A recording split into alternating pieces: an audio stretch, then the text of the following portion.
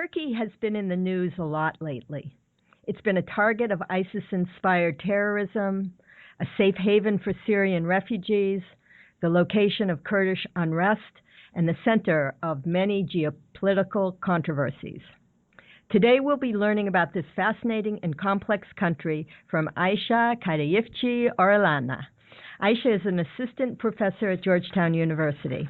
She's published numerous books, chapters, articles, and a book on religion and conflict resolution, Muslims, women's peace building, interfaith dialogue, and nonviolence. You may remember Ayse was a guest on our show last fall and provided some wonderful insights into feminism and Islam. She grew up in Turkey, and she'll be talking with us today about the history, culture, and current political situation in her home country. Welcome, Ayse. Thank you so much for having me. It's just wonderful to have you back. Ayse, many people think of Turkey as a big Muslim country in the Middle East with a very long history and great rugs, and they might not know much more about the country than that. Can you give us a feel for the culture and people of Turkey by describing what it was like for you growing up there? Yes, of course. I am originally from Istanbul, which is one of the most known cities in Turkey, but I grew up in the south in a town called Adana. And Adana is an important town for the U.S. because there's the Incirlik air base.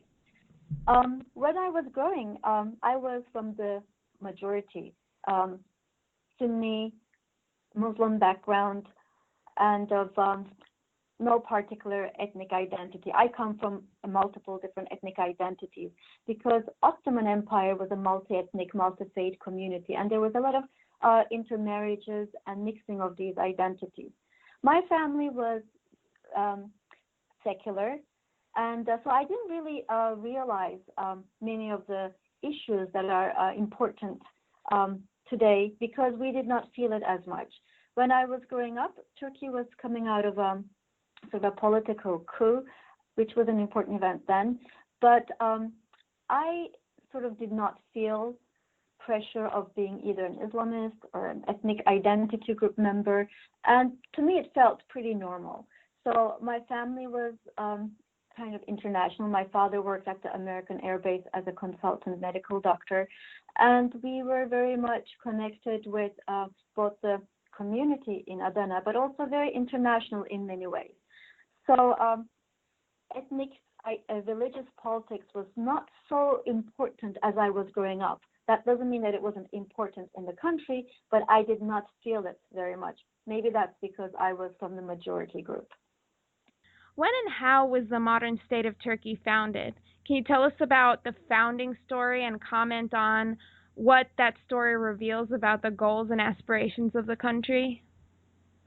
Yes, of course. Republic of Turkey was created after the First World War and the Turkish Independence War on October 29, 1923. It was founded by an Ottoman officer called Mustafa Kemal Atatürk and a group of his friends. Atatürk, as he's affectionately called in Turkey, was a rising and very influential Ottoman officer, but he left the Ottoman army to lead a revolutionary group to fight off the sort of invading army. After the First World War, Turkey was invaded by countries like England, France, Italy, and Greece. And after this war, a group of leaders, including Atatürk, established Turkey as a secular republic. And following the 10 years after the foundation of the republic, they started a series of significant changes, the Turks called revolutions, in order to rebuild a nation that was totally devastated by a series of wars and invasions. And the wars lasted for centuries. There was the First and Second Balkan Wars, the First World War, and the Independence War. The first change was to establish a republic, then a monarchical state. And the republic was based on a French and Swiss model. Many of the legal codes were adopted from Swiss models, Italian models, and the secularism was adopted from the French model. And this republic was decidedly secular, and the caliphate was abolished in 1922. The following that, we had the language and alphabet reform. Before this reform, the alphabet in Turkey was Arabic, and the literacy rate was pretty low. So one of the first things that the group did was to bring in the Latin alphabet, which was easier for many people to learn at the time. And there was also the dress reforms, which aimed to bring modernization and westernization of Turkey. And so there were other reforms like giving full electoral rights to women, etc. But I think one of the things that Turkey was trying to do at the time was to become what was called the modern state system based on the Western European model. So I think the idea was to create a nation state based on the ideals of democracy, secularism, and equal rights to both men and female. That's fascinating, Ayse. We do tend to think of Muslim countries as religious states, and we think of Israel, for example, as a secular democracy. But in fact, as you pointed out, it's the opposite. Turkey is established as a secular state, while Israel is established as a Jewish religious state. Can you talk a bit about the role of religion in Turkey, how it differs from religion in other Muslim countries, and how the country is currently being affected by Islamists? Yes, as I said, the Ottoman Empire was a multi-ethnic and multi-religious empire. So it had a very big mixture of communities. And what happened, though, after the First World War, and even before, many of these ethnic and religious groups have started their own national wars to establish their own sovereign national states. And one of the things that Turkey also experienced during this period was, while some of the Ottoman sultans were trying to modernize the state, a lot of the religious leaders, religious establishment was against this modernization based on religious grounds. There was a dogmatization of religion in many ways. So Islam, not necessarily the Islam itself, but the connection between religion and politics was seen as a sort of a factor preventing the progress of Turkey. So after the independence war, one of the first things that the founding fathers of Turkey did was to sort of abolish the caliphate and establish a secular state. So today, Turkey is majority Muslim country with approximately 98% of its population being Muslim. And within this group, the majority is like 72% of the Muslims are Sunni Muslims, whereas approximately 25% are Alawis, which is a sort of a offshoot of Shiism. We also have other groups such as Yazidis and Christians and Jews. One of the things that happened after the independence war was an exchange between Greece and Turkey. So a lot of the Greek Orthodox were sent to Greece, while many Muslims from Greece were sent to Turkey. But still, the Turkish Republic had both Armenian, Greek Christians, Arab Christians called Syrianis, as well as a Jewish community. And there are a couple of main reasons why Turkey became a secular reason. The first one I mentioned was the dogmatic religious establishment that was against progress and development of the country. And also the founders of the Turkish Republic were mostly educated in France, and they were very much influenced by the French experience of secularism, so they wanted to bring that model back to Turkey. Also, there were other two important reasons why Turkey became secular. During the First World War, when the Western countries were coming to Turkey, the Sultan of the time sort of called Muslims to unite against Western powers to work together. But during this time, many ethnic and religious minorities, including many Arab communities that were Muslim, aligned themselves with the Western powers and established their own state. But the founder of the Republic, in his famous speech, explains that he foresaw that because the region was so multi-ethnic, multi-religious, purely nationalistic states would create long-term problems of conflicts. So one of the things he wanted to do was to prevent being dragged into these conflicts as being the leader of the Muslim community. If you're the caliphate, you're considered to be the leader of the Muslim community. First, these countries, these Muslim communities not aligning with the Sultan at the same time, show that they did not see Turkey, or at least the caliphate, as the leaders. There was more nationalistic ambitions, but at the same time, Turkey did not want to be dragged into the conflicts that were probably going to arise, according to the view of the founding father. So during 1970s and 80s, until then, actually, Turkey was particularly sort of strong on secularism. But with the rise of communism in the region, like many other governments in the world, there was a trend to fight of communism with more religiously mobilized youth. So there has been an emphasis on Islamic insurgency or Islamic sort of narratives at the time. After the Iranian Revolution and other developments, failure of these ideologies, Islamism became a popular movement in most of the Muslim countries. This also had an influence on Turkey, and so that became an important element for attracting people. Also, another factor for the rise of Islamism in Turkey over the recent years was the overtly secular attitude, but also equating modernism with westernization. So there was a sort of a strong westernized group of elites in Turkey, and this group had a similar to Western type of the Muslim countries, an Orientalist idea of more conservative rural areas. For example, headscarves were banned from universities in 1970s, 80s, and 90s. So this created among the most conservative groups that this feeling that their religious identity was being suppressed.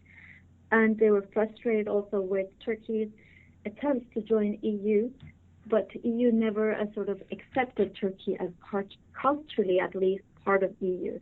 So there was a lot of frustration, a lot of sense of disillusionment. Also, Turkish education is centralized, which means there's the Ministry of Education controls the curricula of the schools. But there were sort of private religious schools and Imam Hatip schools, which are sort of teaching kids to become imams and other religious leaders. These schools tended to attract more lower-income families who were much more conservative, and combined with all these other factors, there was a rise of Islamic sort of movement. And one more factor that impacted this was the political leadership in Turkey, especially in the 90s, were considered to be quite corrupt. So many people were looking for what they would consider a God-fearing leader that would sort of be more sort of not corrupt. So these all combined brought in more Islamic parties to the forefront. You're listening to Let's Talk About the Middle East. Our guest today is Ayse Kadayifci-Orellana. Programming today has been underwritten by the Center for Religious Tolerance, located in Sarasota County. CRT supports local and global peacemakers in order to bring people together across divides of religion, culture, and nationality. Their aim is to build a peaceful future by honoring and respecting our shared humanity. Find out about the initiatives they have supported in Israel and Palestine, Kenya, Honduras, and the United States by visiting c-r-t.org. The Center for Religious Tolerance believes that religion can be a force for peace. Ayse, women have had full suffrage in Turkey since 1933, only 13 years after women got the right to vote in the United States. Can you tell us a bit about the position of women in Turkish society, in education, the social sphere, in politics, and in business? Yes, of course. As I said, the founding fathers of Turkey were very much emphasizing the role of women in the society as well. So Turkey was one of the countries that recognized this very early on. And as you said, I think the Turkish electoral rights for women were given in 1934. And so in general, until quite recently, at least, Turkey has been sort of treating men and women quite equally, especially in areas of business. But Turkey is also a very contradictory country. While we have pretty strong laws, especially with the EU accession, laws regarding women have been pretty good, but culturally there has been some challenges because many of the parts of the country is still patriarchal. And there are certain parts of this culture that still elevates men over women in many ways. For example, in Turkey, we have a lot of very strong businesswomen who are leading the business world. But at the same time, the number of women in politics is one of the lowest. So that is sort of a contradiction in itself. And while we have very good laws regarding domestic violence, we do have a lot of domestic violence cases. And in recent years, response to these has been very weak by the government. So there has been a lot of outrage on that. We also have child marriages and honor killings that are very big problems in Turkey. And despite the laws, the culture perpetuates some of these patriarchal and violence towards women. And you cannot only address these issues through laws, but you have to change the mentality. Some of the programs that tried to address this issue was to use religious leaders and imams at the mosque to talk about rights of women in Islam and the Turkish culture. But there's still a lot of shortcomings. But as I was growing up, I never felt excluded or discriminated against women. Women have the equal right in education and in social sphere most of the time, at least theoretically. Well, it's interesting, Ayse. You mentioned a bit earlier that Turkey has wanted to join the EU for quite some time. And I know that their human rights record has been a sticking point in that. Can you talk to us a little bit about human rights and LGBT rights in Turkey? What are some of the sort of main sources of abuses and what progress is being made? Yes, I'll start with the LGBT rights because it's kind of interesting. First, same-sex sexual activity was actually legalized first during the Ottoman Empire in 1858, and in modern Turkey, this has been legal since the day the country was founded. And transsexuals have actually been able to change their gender legally since 1988. In fact, there's a very famous singer who had a sex change operation. And we also have many publicly gay individuals who are famous for their work, whether they're singers, actors, or designers, or among others. And LGBT communities have right to seek asylum in Turkey under Geneva Convention since 1951. And in 2011, the Family and Social Policy Minister also met with an LGBT organization and then sort of made a commitment to work together with these organizations for acceptance. Despite all of this, again, there are a lot of discrimination, there are a lot of shortcomings in Turkey. And first of all, culturally, LGBT community faces many challenges. Same-sex couples are not given the same legal protection for the opposite-sex couples. And while there's sort of discrimination protections regarding sexual orientation and gender identity or expression of them have been legally developed, they have not been protected strongly, or there's no proper legislation for that. And there's still harassment, there's still attacks on that. Although the Pride parades have been held in Turkey, especially in Istanbul, since 2003, and the capital Ankara since 2008. I think the one in 2013 was attended by over 100,000 people, but that doesn't really tell that Turkey is very advanced in this. We still have a long way to go because we still have to protect the rights of these individuals, and the same-sex marriage is not legally recognized in Turkey. In terms of human rights issues, Turkey has been facing more criticism right now. Many of the original shortcomings were related to Turkish fight against militant groups, especially the Kurdish groups. And more recently, I think, unfortunately, Turkey has one of the largest number of journalists in prison. So in the last 5 to 6 years in particular, there has been a sort of pressure on expression, especially political expression has been very much undermined. And so we still have other issues related to treatment of prisoners, etc. But I think what's happening right now in Turkey is mostly around the issue of freedom of expression, freedom of assembly, freedom of these are getting a little bit behind where they used to be. Turkey shares a border with Syria and has already absorbed 2.7 million Syrian refugees. I saw recently President Erdogan announced a plan to offer Turkish citizens to some of those citizenship to some of those refugees. That seems very generous and welcoming, especially when contrasted to the attitude of many Americans who want to ban all Syrians from entering the U.S. What accounts for this generosity of spirit, and what impact are 2.7 million refugees having on the country? And also, we only have about 3 minutes left. Okay, I'll be very quick. Okay. I think any country who welcomes suddenly 2.7 million people will experience a lot of stress.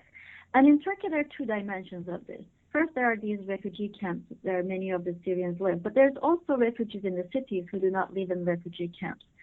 And this comes with a lot of big stress on Turkish population. And the Turkish attitudes, public attitudes have been evolving and changing in that direction. First, the porous borders is a major problem because ISIS-related activities are sort of much easily coming into Turkey. So there has been an attempt to control that. But the Turkish population is worried that many of these Syrian refugees would bring with them some of these groups. The second thing is it's affecting the Turkish population economically. Turkey has a large number of young population, which comes with a high employment and limited resources. When you add almost 3 million people to this, it creates economic tension. For example, in Turkey, you can enter a university only through an exam, but the current government is providing opportunities for Syrian refugees without entering the universities, without any exams. So this creates a sense of frustration and competition among the Turkish groups. Rise of crime rate, sort of diminishing opportunities for finding employment, and the stress on healthcare system is creating also some stress. While Turkish people do want to help the Syrians, it is also creating a lot of civil conflict between the refugees and Turkish population, especially in cities where there's a lot of Syrian refugees. Thank you so much for joining us again, Ayse. Is there, and I also want to say, one second, let me just restart that. Thank you so much for joining us again, Ayse. It's always such a pleasure to talk with you.